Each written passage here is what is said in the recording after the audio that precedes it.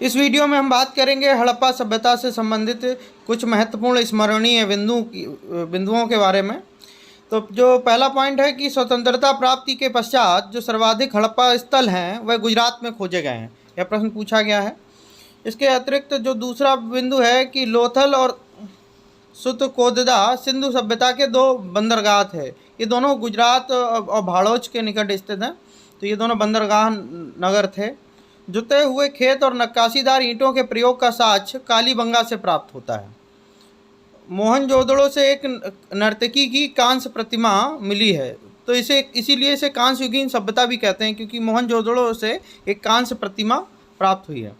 हड़प्पा की मोहरों पर सर्वाधिक या सबसे अधिक एक श्रृंगी पशु का अंकन मिलता है। हड़प्पा में जो मोहरें थीं, जो एक दूसरे ट्रेडिंग के लिए जो मुद्रा उपयोग होती थी, उस पर एक श्रृंगी पशु का अंकन मिलता है। मनके बनाने का कारखाना लोथल और चौहंदड़ो दो जगह से ये प्राप्त हुआ है, मनके बनाने का कारखाना।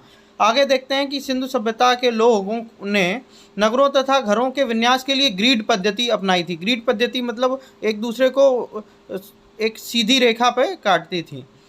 सिंधु सभ्यता में जो मुख्य फसल थी वो गेहूं और जौ।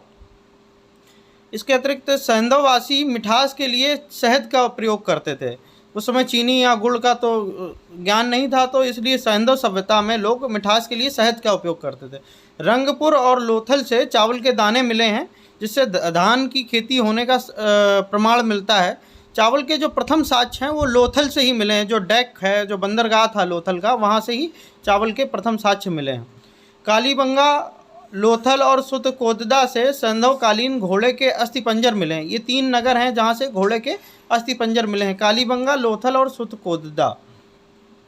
जो एक इतिहासकार हैं पिग्गट महोदय ने हड़प्पा और मोहनजोदड़ो को विस्तृत साम्राज्य की जुड़वा राजधानी कहा है। इसके अतिरिक्त जो लास्ट पॉइंट है, सिंधु सभ्यता में मात्र देवी की उपासना प्रचलित थी। मोहनजोदड़ो से प्राप्त एक सील पर 3 मुख वाले देवता पशुपतिनाथ की मूर्ति मिली है।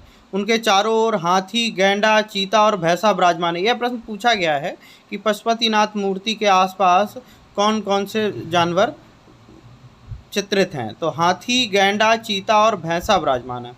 इसके अतिरिक्त लोथल तथा कालीबंगा से अग्निकुंड के साक्ष्य प्राप्त होते हैं। ये एक महत्वपूर्ण बिंदु है कि अग्निकुंड के साक्ष्य कहाँ से प्राप्त हुए हैं। तो लोथल और कालीबंगा से अग्निकुंड के साक्ष्य प्राप्त हुए हैं। जो नाप तौल की इकाई है वो 16 के अनुपात में थी। ये भी एक महत्वपूर्ण बिंदु है कि नाप तौल की जो इकाई है वो क्या थी, तो 16 के अनुपात में थी। मेसोपोटामिया जो मिस्र की सभ्यता थी, मेसोपोटामिया में अभिलेखों में वर्णित मेलुआ शब्द का अभिप्राय सिंधु सभ्यता से ही है। जो मेसोपोटामिया के अभिलेखों में जो मेलुआ शब्द प्रयोग होता है वो सिंधु सभ्यता के लिए ही किया गया। हड़प्पा संस्कृति का जो शासन था वो वाणिज्य वर्ग के हाथों में था, व्यापारी वर्ग के हाथों में था। तो स्वास्तिक चिन्ह संभवतः हड़प्पा सभ्यता की ही देन है। इस चिन्ह से सूर्योपासना का अनुमान लगाया जाता है कि सूर्य की उपासना की जाती होगी उस समय में। स्वास्तिक के चिन्ह से ऐसा अनुमान लगाया जाता है। सिंधु घाटी के नगरों में किसी भी मंदिर के अवशेष नहीं मिले हैं, यह भी प्रश्न पूछा जाता है। और सिंधु सभ्यता में पर्दा प्रथा तथा वेश्यावृत्ति प्रचलित थी। तो महिलाओं की स्थिति का आपको अंदाजा इससे लग सकता है। अगर आपको वीडियो पसंद आया है तो वीडियो को शेयर करिए और वीडियो को लाइक करिए, चैनल को सब्सक्राइब करिए। धन्यवाद।